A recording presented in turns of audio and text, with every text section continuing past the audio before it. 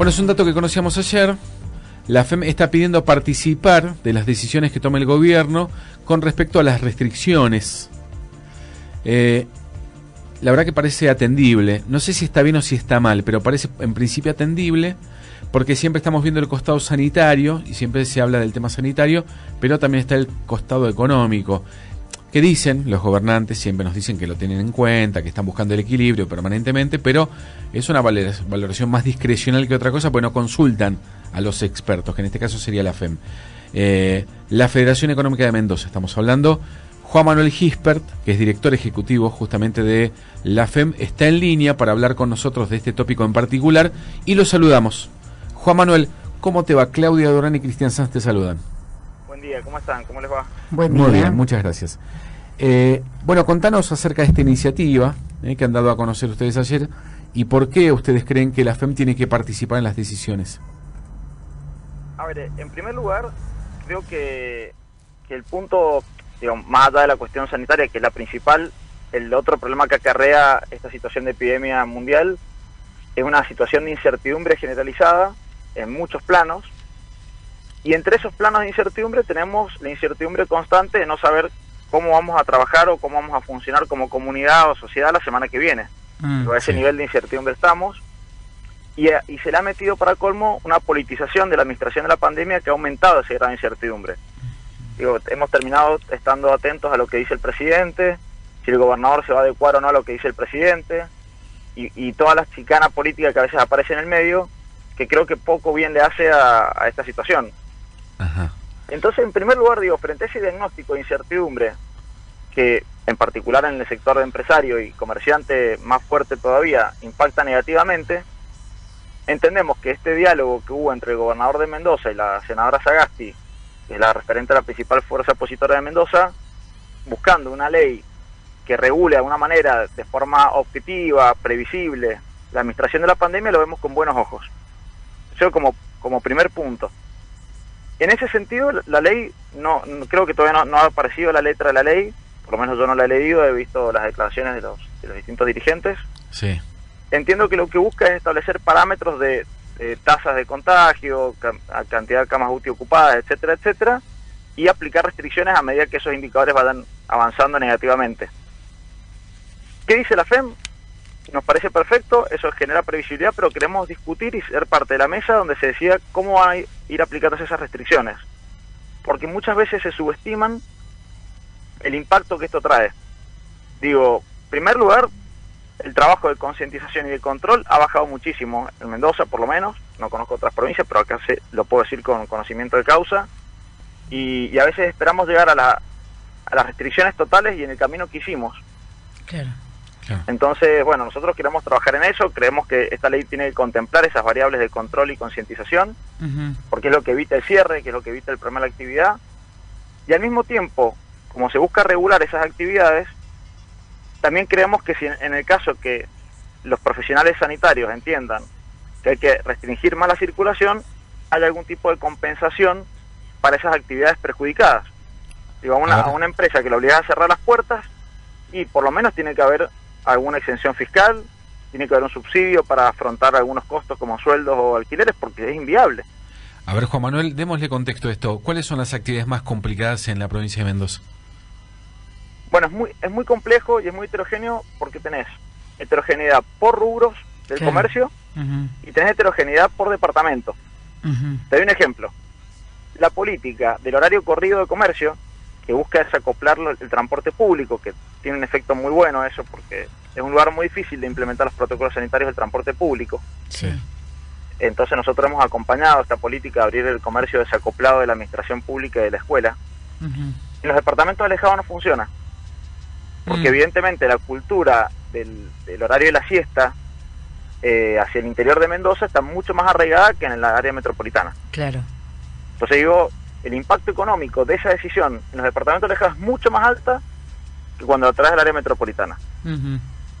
Después, por ejemplo, el rubro gastronómico y de turismo, hotelero y turismo, son de los que más perjudicados están y tienen que tener una consideración especial. Que vos le digas, pueden funcionar pero el 50% de la capacidad, algunos negocios el 50% de la capacidad es pérdida. Claro. A veces hay hoteles que les conviene no abrir por los costos que acarrea abrir antes que trabajar con la ocupación que tienen.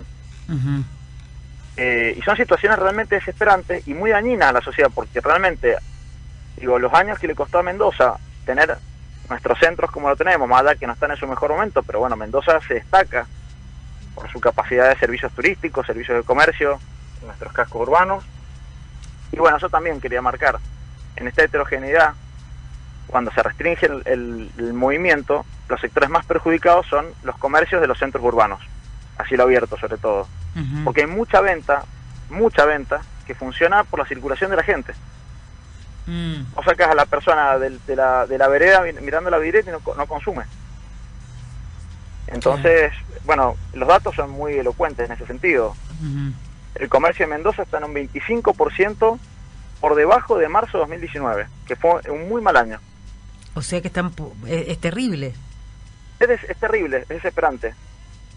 Hay excepciones, hay negocios que han logrado reinventarse, que han tenido la escala, que tenían preparado su tienda online, que tienen estructura para tener una tienda online, pero el pequeño comerciante de los cascos urbanos son los está menos. viviendo situaciones tremendas, que son la mayoría. Claro, Sí. los negocios que se reinventaron son los menos. Y son los que le dan vida a nuestros centros urbanos, son los que le dan vida al turismo en los centros urbanos de la ciudad, de Mendoza, que tienen un valor tremendo por la tasa de ocupación de empleo que generan. O sea, si vos midieras el ratio de inversión sobre empleo, son las personas que más contratan. Dan un servicio a la comunidad entera ese comercio. A veces se pierde de vista el valor agregado que genera la ciudad. Claro. Es terrible cuando uno transita por la ciudad de Mendoza y ve la cantidad de locales cerrados. Tal cual.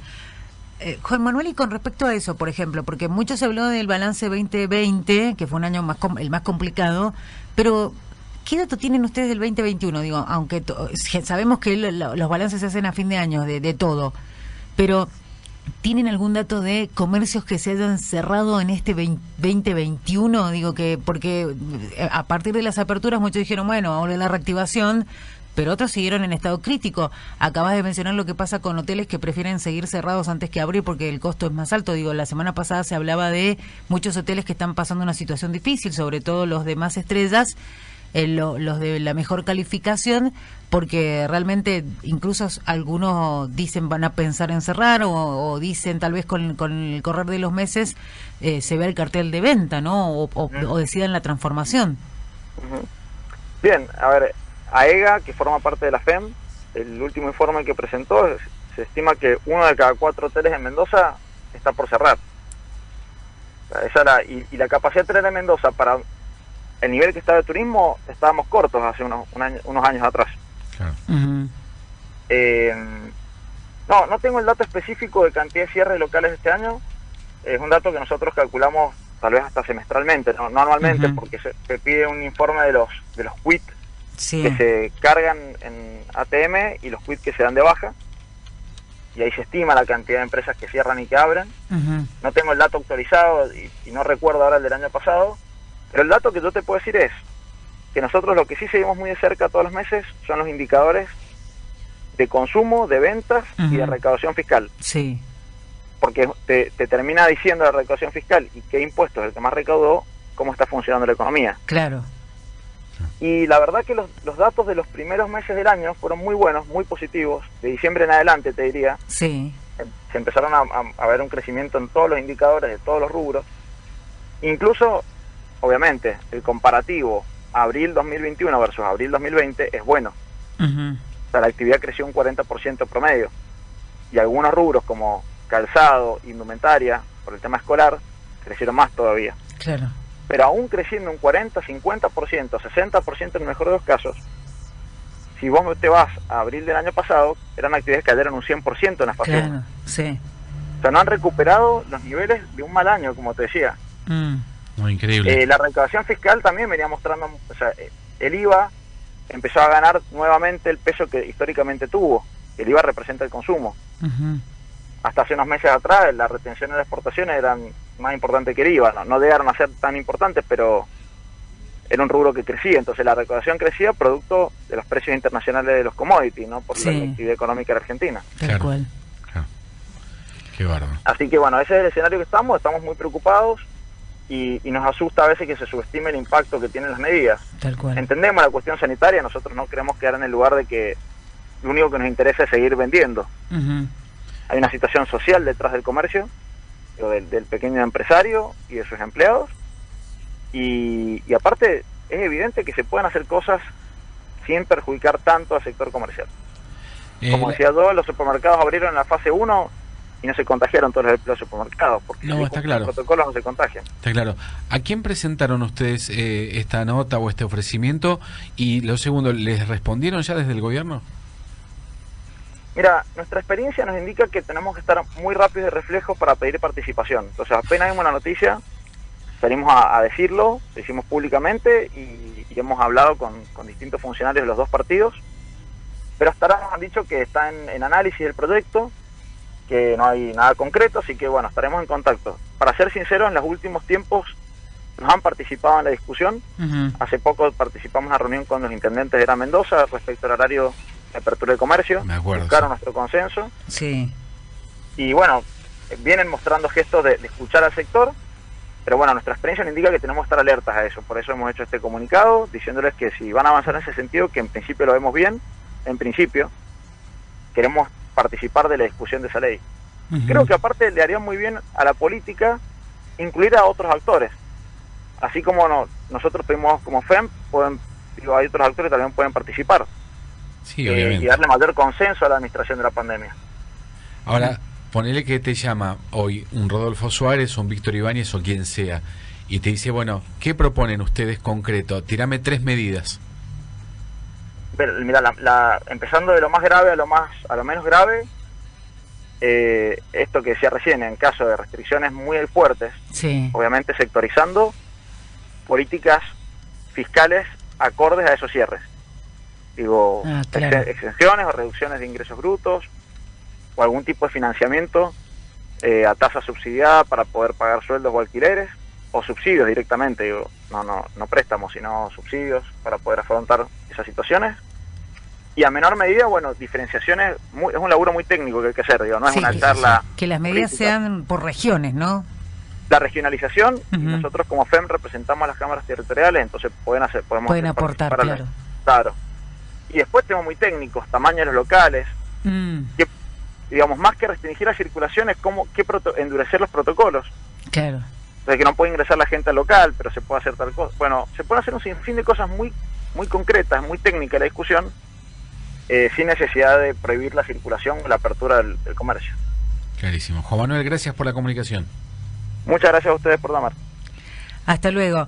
Ahí escuchábamos al director ejecutivo de la FEM, Juan Manuel Gispert, que hablaba con nosotros sobre esta necesidad que tienen ellos de ser parte de ser incluidos a la hora de tomar decisiones de cómo manejar la pandemia. Totalmente, porque bueno, el año pasado y dijeron nos aguantamos tantos meses, se termina la locura, volvemos a abrir. Bueno, esta segunda ola viene más complicada y más extensa de lo que esperábamos.